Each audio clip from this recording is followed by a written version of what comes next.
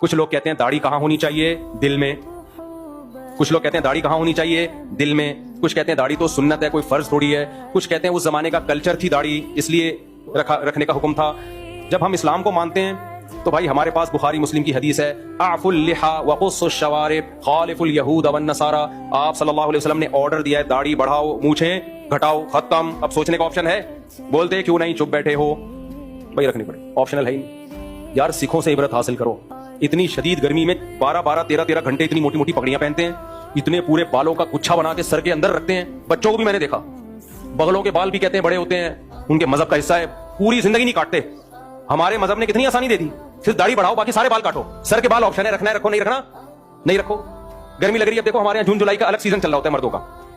جون جولائی میں ریفلیکٹ ہو کے روشنی آ رہی ہوتی ہے، مردوں کی کھوپڑی سے ٹکراتی ہے اور واپس ایک الگ لک آتا ہے. دسمبر میں افریقہ کے گھنے جنگلات، مذہب نے ہمیں اجازت دے دی کہ عورت کو بولا سر کے بال رکھنے پڑیں گے، وہ نہیں کٹا سکتی کیونکہ اس کی زینت ہے.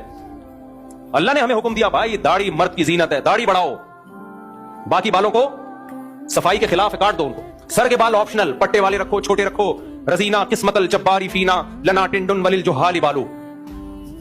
اصل میں حضرت علی کا شعر ہے، رزینا قسمت الجباری فینا لنا علم وللجہال مالو، کہ ہم اللہ کی تقسیم پہ راضی ہیں کہ اللہ نے دولت مندوں کو جاہل رکھا، ہم غریبوں کو اللہ نے دین کا علم دیا. حضرت علی مسکین تھے، غریب تھے، علم تھا بہت، تو کہتے ہیں ہم اللہ کی تقسیم پہ راضی ہیں کہ ہمیں علم کی دولت دے دی، مال سے غریب رکھا. آگے وہ وجہ بیان کرتے ہیں، فإن المال يفنى عن قريب وإن العلم يبقى لا يزال. مال فنا ہو جاتا ہے، علم ہمیشہ باقی. تو ہمارے مدرسے کے طلبہ نے، ہم جب آئے نا تو ٹرین پہ ٹرین چل رہی تھی ہماری. یہ لمبے بال رکھنے کا مجھے شوق نہیں، اپنے بچوں کو نہیں رکھنے دیتا میں، لیکن میں نے احتجاج میں رکھے ہیں. دور حدیث تک ہماری ٹرین کرائی ہے. پھر ہم جب مفتی بننے کے لیے تخصص میں داخلہ لیا تو ہمیں کہا گیا کہ اب آپ اجازت ہے. ایک دن استاد آئے، انہوں نے بولا کٹا دو. پھر ہم نے ٹرین کروا لی. تو پھر میں نے کہا جب میں مدرسے سے فارغ ہوں گا احتجاج میں بال رکھوں گا، تو یہ احتجاجاً بڑے بال رکھیں. خیر، تو جب مسلسل ٹرین ہو رہی تھی نا ہماری، تو ہمارے طالب علم نے کہا کہ اصل میں تو شعر یہ تھا، رزینا قسمت الجبار فینا لنا علم وللجہال مالو. تو کہتے ہیں ہم اللہ کی تقسیم پہ راضی ہیں، لنا ٹنڈن وللجہال بالو، کہ ہمارے لیے ٹنڈ اور جاہلوں کے سر پہ بال. مدرسے کے طلبہ جو علم حاصل کر رہے ہیں ٹنڈ، اور جو علم حاصل نہیں کر رہے بال. آگے تسلی کے لیے اس طالب علم نے کہا، فإن البال يفنى عن قریب، بال قریب ختم ہو جاتے ہیں، وإن الٹنڈ يبقى لا يزال، ٹنڈ کبھی بھی ختم نہیں. تو اللہ کی رحمت ہے بھائی، ٹنڈ کا آپشن بھی ہے. میں پرسوں جم گیا تو ایک صاحب کی بڑی خوبصورت ٹنڈ چمک رہی تھی. وہ لیٹے ہوئے نا تھائس لگا رہے تھے، تو ان کی ٹنڈ سے پسینہ اور روشنی ریفلیکٹ ہو کے آ رہی تھی.